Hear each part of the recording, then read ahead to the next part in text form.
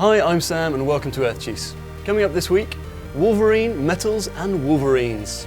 George gets stuffed, a new moon is discovered, and a dinosaur with a very big nose. First up, indestructible alloys. They're all over the media at the moment, and for a couple of very good reasons, so we sent Maddie out to reveal more.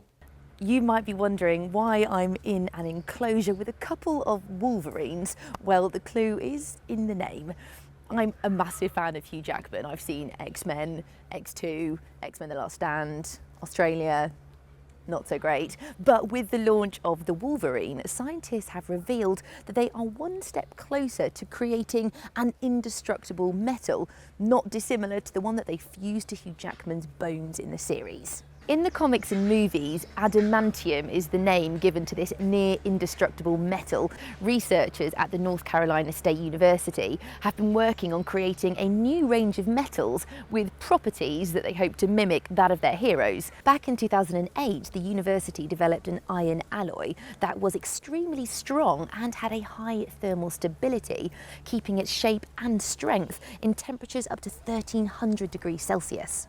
As Professor Savine Mathaudu explained, these characteristics are important because the stronger the metal, the less you need, and its ability to withstand a high heat holds lots of promise in using it in extreme environments. Researchers are now using computer models to design metals with a precise mix of strength, toughness and flexibility, and the information they gather will allow them to understand exactly what needs to be integrated into a metal to make it as indestructible as humanly possible. 7 months ago, Chris reported on the timely passing of Pinter Island tortoise Lonesome George, and while he'll always live on in the hearts of herpetologists, it appears he'll also live on, albeit in a rather motionless fashion.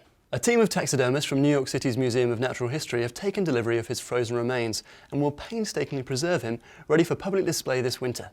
Lead taxidermist George Dante explained that completing taxidermy on a tortoise is extremely difficult.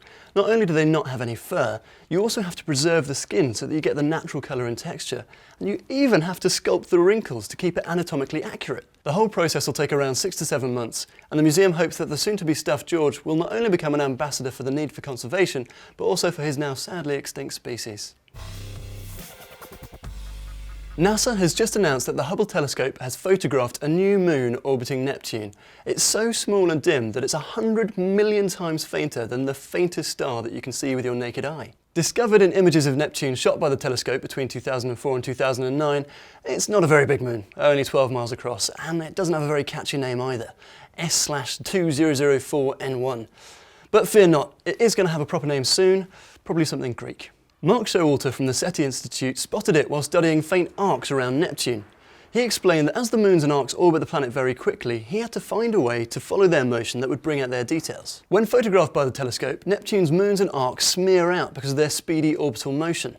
So when Showalter processed the images and took this smear into account, he discovered this new moon as an extra white dot that had never been spotted before.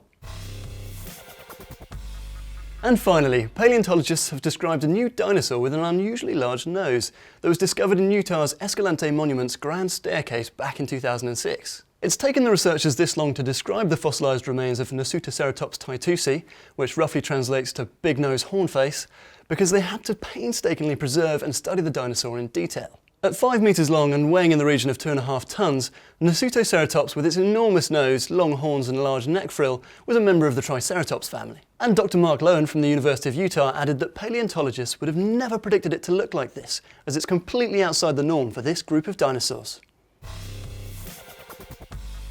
That's this week's Juice. To find out more information about any of the stories, check out the description below, and to see a GoPro withstanding an attack from an inquisitive Wolverine, click here.